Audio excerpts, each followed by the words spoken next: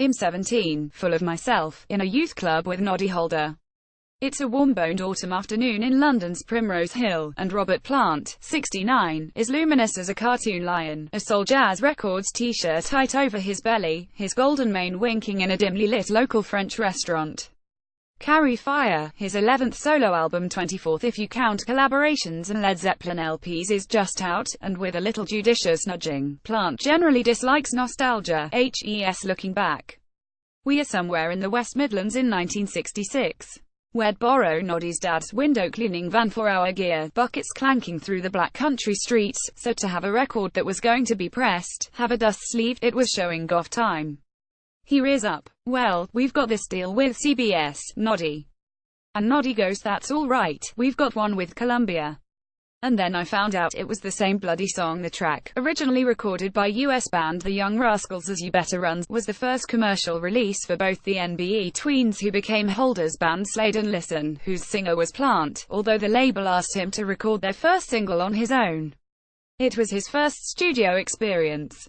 I still remember the pride and the thrill and the smell of fear to walk in a studio and see session guys booked for me to sing. I was very, very nervous.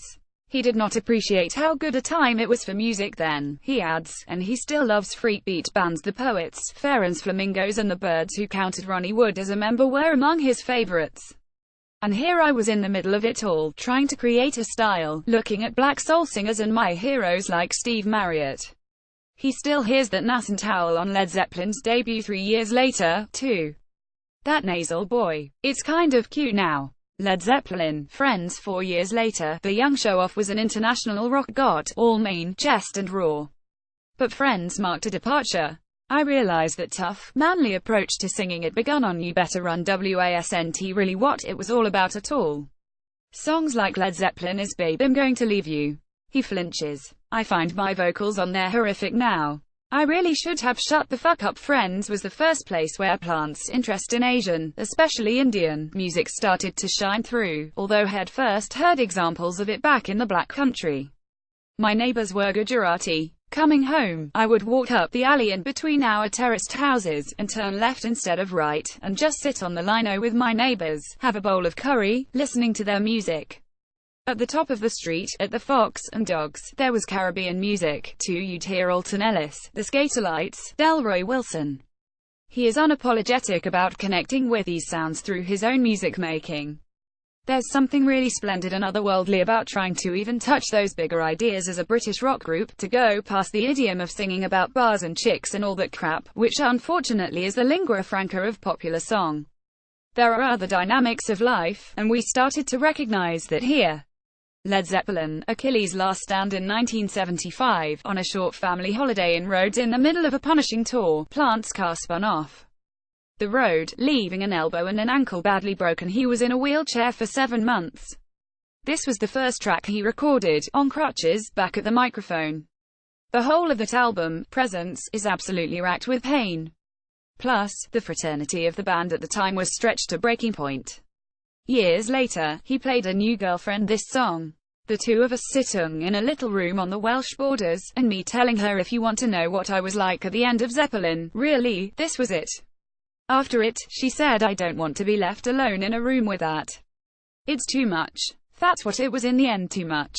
The track's opening is also ferociously punky just before punk. Plant loved that style, especially the damned first album. New Rose, neat, what brilliant songs.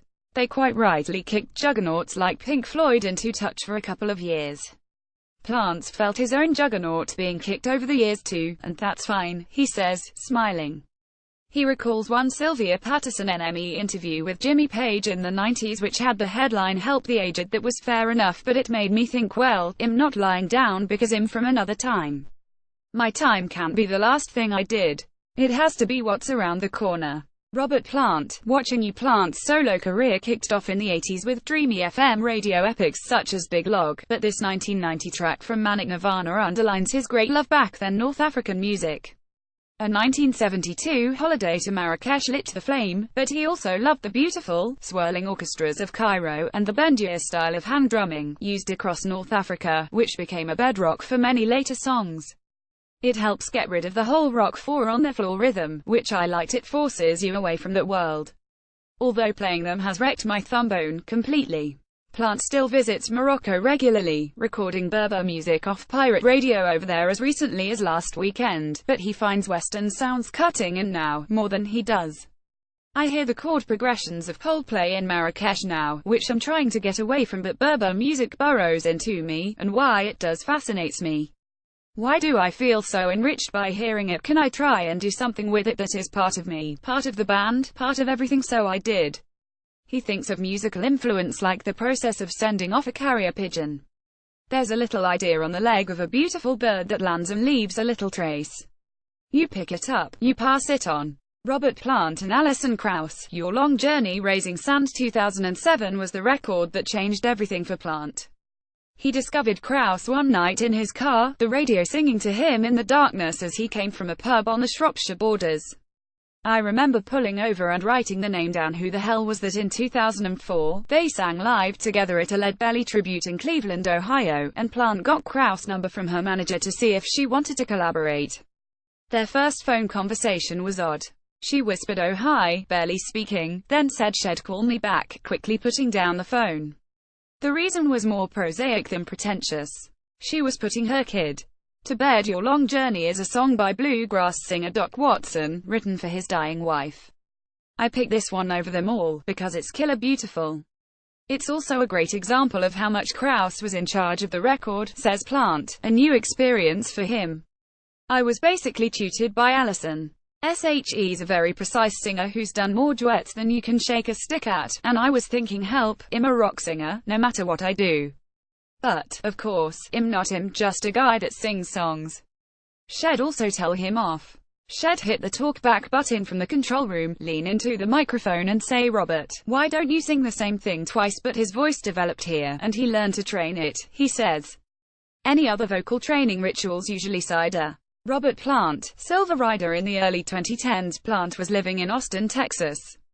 He came across the band low in the city's Waterloo Records. He knew the owner, who would put things aside for him, and then on the radio. Radio is alive in America, it really is.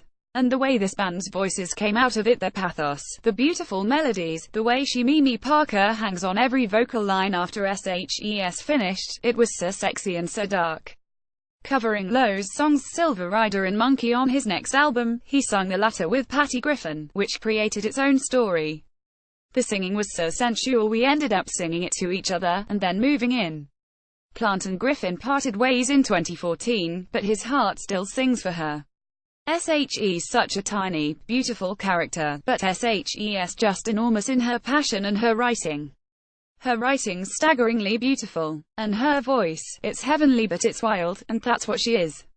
SHE's heavenly and she carries such power. You hear that here. Robert Plant, Embrace Another Fall. This is a song about coming home to the UK, which Plant did after he and Griffin split up. It's also about guilt. Guilt about leaving. I couldn't hack it. The word fall also refers to autumn, and the emotions Plant felt on returning to the dark and mists and clouds of the Severn Valley, realizing he wanted to be back near his children, old haunts and old friends. I had really missed the simplicities of that life. I mean, in a few weeks, I shall be at a cider farm outside Bromyard with a bunch of Polish people who shake apple trees all day and a friend who sells cider. That's much better for me than being a rock-a-day Johnny in America, you know. There's no respite there. He says this with authority. He's seen many people fall into rock's trappings. I mean, I was lucky to meet Elvis at one point, and he was just such a charismatic, funny guy, able to take the piss out of himself. He saw fame for what it was. But as time went on, he got so bored. He was so trapped. It's so important to unhitch that ridiculousness. Embrace Another Fall also features a last verse in Welsh, from a folk tale about a nightingale inadvertently shot in a battle, whose body is brought back on the instruction Owain Glyndwr, the last Welsh Prince of Wales. Plant has always been fascinated by Welsh mythology, and is happy to be back near that country too, so much so that HES an active member of the Glyndwr Society. It's basically me and a load of retired teachers in a coach looking for his grave. He apes a perfect lilting Welsh accent. Let's pull into this lay-by, boys. It's time for sandwiches. Robert Plant. Heaven Sent. This new track is influenced by Plant's interest in pathos in classical music, and beautiful pieces like Gorka's Symphony No. 3, when composers linger on one small movement of sound, to create these great atmospheres. It's a song about folly, Plant says, then laughs. I'm quite often singing about my era. I just don't quite ever get it right. But if I did, it'd probably be having a pipe and slippers and watching a box set of The Office. You know, a wanderlust, a longing to do other things, still drives him on, he explains. But at the same time I'm carrying fire, because it hurts. I'm scarring other people and scarring myself. But no matter how much scarring I do, or how much I run from circumstance, Wolverhampton Wanderers are still at home to Millwall on Saturday, you know, and when I finish talking to you, I shall be heading to play five-a-side back home with my friends, until the defibrillator turns up. You've got to carry on. Show me a happy writer, and I'll show you a bad one, Plant adds, smiling. A little part of me is always bearing that in mind. And still looking at life's rich old pageant, to coin a very well-known phrase, just to see how it's going. Robert Plant's album Carry Fire is out now on Non As Such. Warner's Robert has curated a longer primer to his work, featuring the above alongside other favorite tracks from across his career. You can listen and subscribe to it in Spotify below.